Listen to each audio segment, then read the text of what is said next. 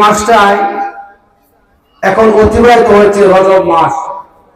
আজকে রজব মাসের 25 তারিখ, আগামীকাল 26 তারিখ। প্রসিদ্ধ মতামত অনুযায়ী আগামীকাল হচ্ছে রাসূলের মেরাজের দিন। সুবহানাল্লাহ। আল্লাহ রাব্বুল আলামিন আমার নবীকে মেরাজ কেন করাইলেন, কিভাবে করাইলেন, মেরাজ থেকে কি পাইলাম, এই তিনটা কথা হচ্ছে মেরাজের ভিতরে। সময় যেহেতু অল্প সময়ের ভিতরে কয়েকটি কথা বলেই আমার বক্তব্য শেষ করব। প্রথম কথা হচ্ছে আল্লাহ তাআলা আমার নবীকে কেন মেরাজ করাইছেন, দ্বিতীয় কথা হচ্ছে কিভাবে করাইছেন, তৃতীয় কথা হচ্ছে মেরাজ থেকে আমরা কি পাইলাম। তো আল্লাহর নবীকে মেরাজ কেন করাইলেন? রজবের চাঁদ যখন দেখা দিয়েছে, প্রথম সপ্তাহে রাসূলের অত্যন্ত মহব্বতের চাচা আবু তলেব দুনিয়া থেকে চলে গেছে। আবু তলেব যখন অসুস্থ হয়ে গেছে, আল্লাহ রাসূল আবু তলেবের কাছে গেলেন, গিয়ে বললেন, চাচা আপনি এমন কোন উপকার করেন নাই আমাকে, এমন কোন উপকার নাই যে উপকার আপনি করেন নাই, তবে আপনাকে কোন উপকার করতে পারি নাই, আমি চাই আপনাকে আমি একটা উপকার করতে চাই। সুবহানাল্লাহ। আবু তালেব বলল, ভাতিজা কি উপকার করতে চাও? তখন তিনি বলেন, আপনি যদি একটু পড়েন লা ইলাহা ইল্লাল্লাহু মুহাম্মাদুর রাসূলুল্লাহ। এখানে দুইটা পাঠ আছে, একটি পাঠ হচ্ছে লা ইলাহা ইল্লাল্লাহ, আরেকটি পাঠ হচ্ছে মুহাম্মাদুর রাসূলুল্লাহ। মুহাম্মদ রাসূলুল্লাহ আপনি বললেন না, অসুবিধা নাই, কিন্তু লা ইলাহা ইল্লাল্লাহ বললে কসম দিলাম, কসম করলাম আল্লাহ আপনাকে গামছা বেঁধে জান্নাতে নিয়ে যাব। আরে কোন সুবহানাল্লাহ। আবু তালেব বলল, বাতিজা আমাকে একটু উঠাও। যখন উঠাইছে, আবু তালেব বলে, বাতিজা তুমি ধরার সাথে সাথে, স্পর্শ করার সাথে সাথে আমি যেন সুস্থতা অনুভব করতেছি। সুবহানাল্লাহ। কাজী আপনি কালিমা বলেন। আবু তালেব বলেন, আমি তোমার কালিমা, তোমার ধর্ম আমার কাছে এত পরিষ্কার, চন্দ্র যেরকম ভাবে পরিষ্কার।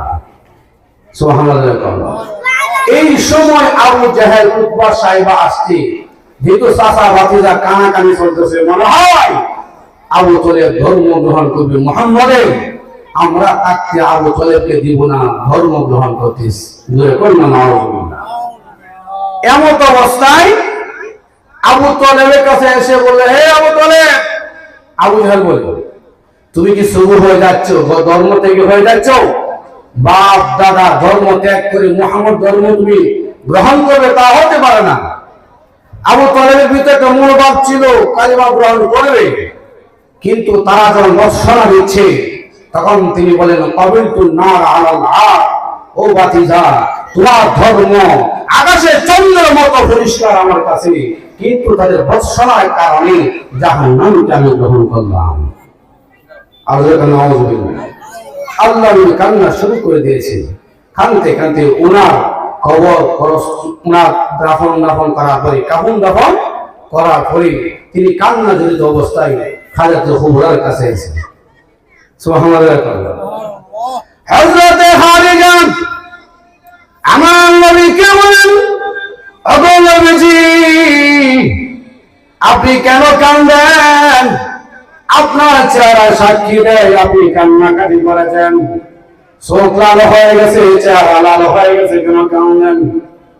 আমার নবী এমন সময় বলেন, রে খাদিজা আমার অত্যন্ত মহব্বতের চাচা, এমন কোন উপকার নাই যে আমার উপকার করে নাই। আজকে দেখা যায় সে বেঈমান অবস্থায় দুনিয়া থেকে চলে গেছে, আমি কোনো উপকার করতে পারি নাই, চাচা দুনিয়া থেকে চলে গেছে, এই জন্য আমি কান্দি। সুবহানাল্লাহ। হাজরাতুল কুবরা রাদিয়াল্লাহু আনহা আমার নবীকে সান্ত্বনা দেয়, ওগো নবীজি আপনি তো বলেছেন কেউ মৃত্যুবরণ করলে না কান্নার জন্য, আপনি কেন আপনার চাচার জন্য কাঁদেন? আল্লাহ রাসূল বললেন, খাদিজা রে ও খাদিজা, আমি নাই নিষেধ করেছি, বিলাপ করে কান্না কেন নিষেধ করেছি? কাঁদতে কাঁদতে তার জামা ছেলে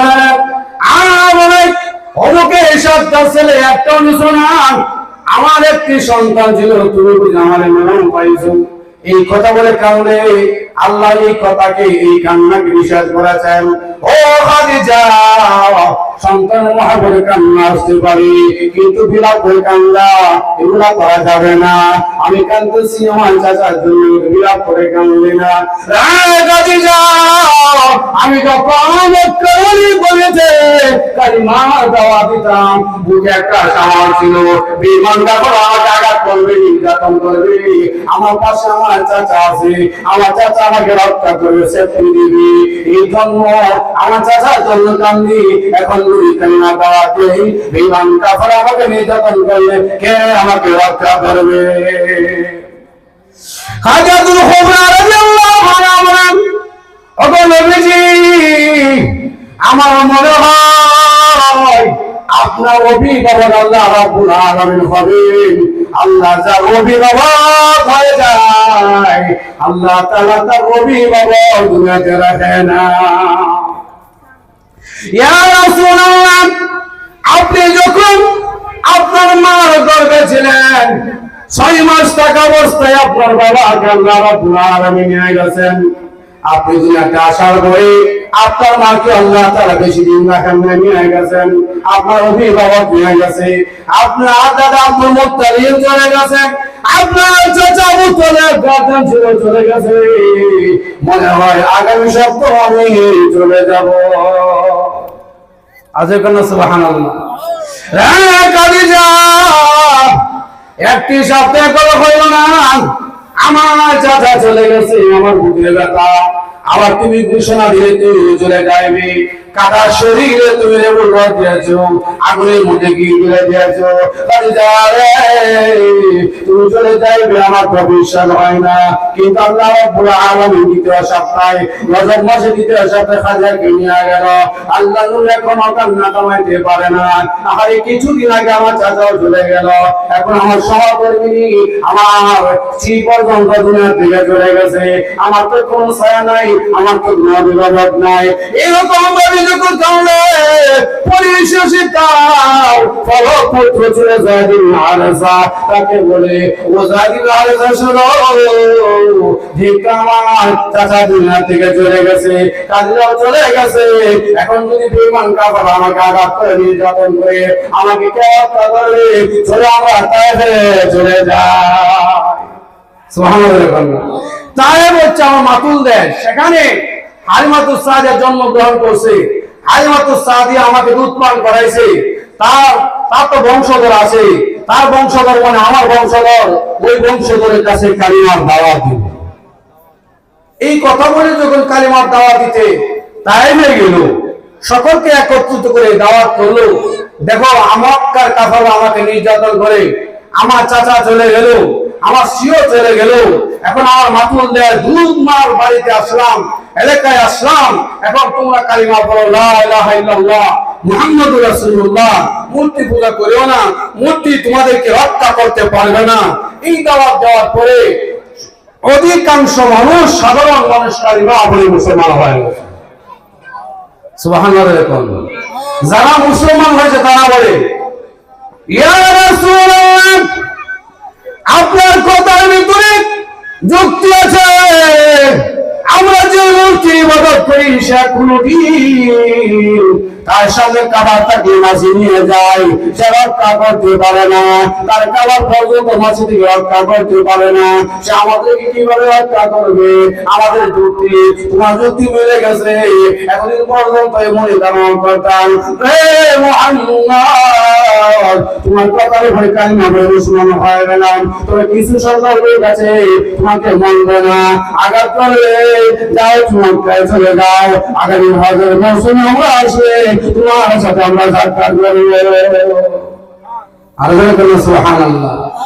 আমি এই কথা শুনে বলি, মক্কা থেকে বললাম, কিছু দূর যাওয়ার পরে তাইফের কিছু কেটকেটিয়া দলের মুরব্বিরা ছিল। তারা বলে যে মুহাম্মদ আমাদের মূর্তির বিরুদ্ধে কথা বলে, আমাদের বিরুদ্ধে কথা বলে, এই মুহাম্মদ তায়েফের মাটি থেকে চলে যাবে, তারা সহ্য করবে না। নাউজুবিল্লাহ জয় করনা। রেখে খুলে আছো বাকাদের সন্তানদেরকে, যখন কি আমার নবীর দিকে ঢাল দাও করে তারা যাচ্ছে আর বলতেছে ধর ধর মুহাম্মদ ধর। আমার নবীর বৈশিষ্ট্য ছিল সামনের দিকে গেলে সামনের দিকে তাকাইতেন, পিছনে তাকাইতেন না। তার সাথে ছিল যায়েদ ইবনে হারেসা, সে তাকাইয়া দেখে কিছু সংখ্যক লোক আসতেছে আর বলতেছে ধর ধর, তাকে মারতে হত্যা কর। যায়েদ ইবনে হারেসা রাদিয়াল্লাহু আনহু বলেন, ইয়া রাসূলুল্লাহ, ওই দিকে কিছু সংখ্যক লোক আসতেছে, আমাদেরকে মনে আক্রমণ করবে, হামলা করবে। নবী বলে কেন আক্রমণ করবে? আমরা কাউকে গালি দেই নাই, কারোর সাথে ঝগড়া করে নাই, মনে হয় আমাদের আক্রমণ করবে না। জানি না আল্লাহ বলেন অবশ্যই আশা লক্ষণ বলে যায় আমাদের আক্রমণ করবে। ঠিকই তারা এসে আমার নবীর শরীর বরাবর পাতা নিক্ষেপ করেছে। আমার শরীর আমার নবীর শরীর রক্তরঞ্জিত হয়ে গেছে। জানি মহারাজ রাদিয়াল্লাহু আনহুকে কেসরের গুলার সাথে বেঁধে রেখে দিয়েছে, আলো দিয়ে পাতা নিক্ষেপ করে। আমার নবী বলে, তোমরা আমাকে কেন এরকম বলো? আমি তো কোনো কিছু করি নাই। তখন তারা জবাব দেয়, আনতা বিমাজনুন, তুমি তো মাজনুন, তুমি তো পাগল। আল্লাহ রাসূল বলেন, লাস্তু বিমাজনুন, লাস্তু বিমাজনুন, আমি তো পাগল না। জোরে বলে সুবহানাল্লাহ। কিন্তু কার কথা শুনে আমার নবীকে জিজ্ঞাসা করে তারা তো আমাকে বেঁধে রেখে দিয়েছে, আমার আব্বা জানকে আমি রক্ষা করতে পারতেছি না। হাজির শুরু হয়ে গেছে, আমার রক্ত হয়ে গেছে, আবার জ্ঞান ফিরেছে, আবার রক্ত হয়ে গেল, আবার জ্ঞান ফিরছে। যখন নাকি আর জ্ঞান ফিরে না, বেমানটা আঘাত করে জ্ঞান ফিরে না, তখন বুঝতে পেরেছে নবীজি দুনিয়া থেকে চলে গিয়েছে। তারা চলে যাওয়ার পরে নবীজির চক্ষু মোবারক করে ইশারা দেয়, কে করেছ? আমার তো শুকায় গেছে, একটু পানি নিয়ে আসো। পাশে ছিল আঙ্গুরের বাগান, আঙ্গুর বাগানের গোলাম একটি কিছু সংখ্যক আঙ্গুর নিয়ে আমার নবীর মুখ বরাবর ছিটায় দিয়েছে।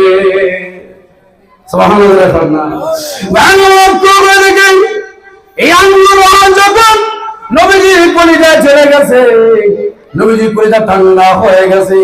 মুহূর্তের ভিতরে জিবরিল আলাইহিস সালাতু করলেন, আল্লাহর নবী বলে, জিবরাইল এখন বুঝি মনে হয়েছে তুমি বলবা আমাকে এত কষ্ট দিল, তুমি আগে কোথায় ছিলে?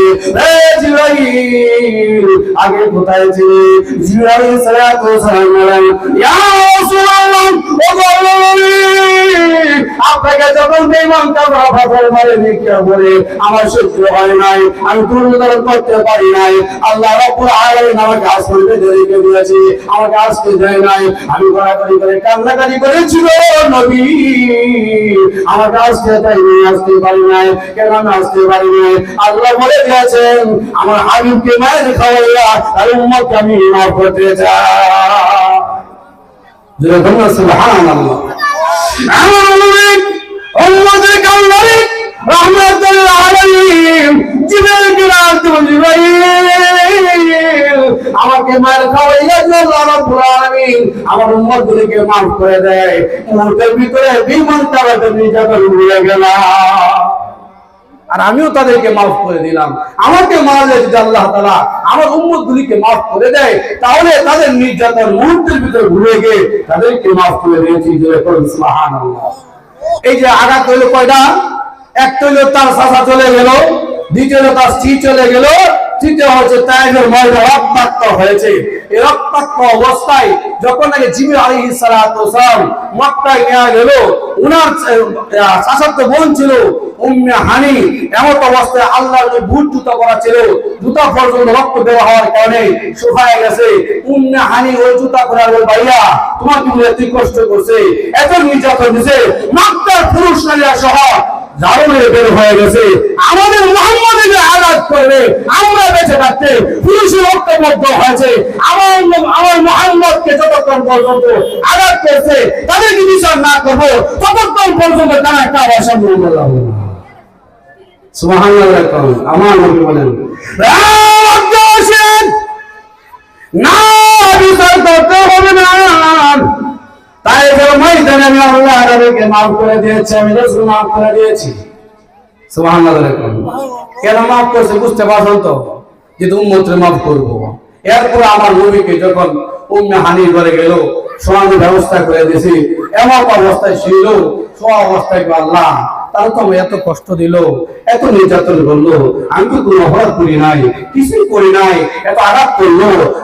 আমার চাচা চলে গেল, আমার অত্যন্ত মোহাম্মদের চাচাও চলে গেল, চিরাও চলে গেল, মাসটা এখন যায় নাই, আমাকে তারা আঘাত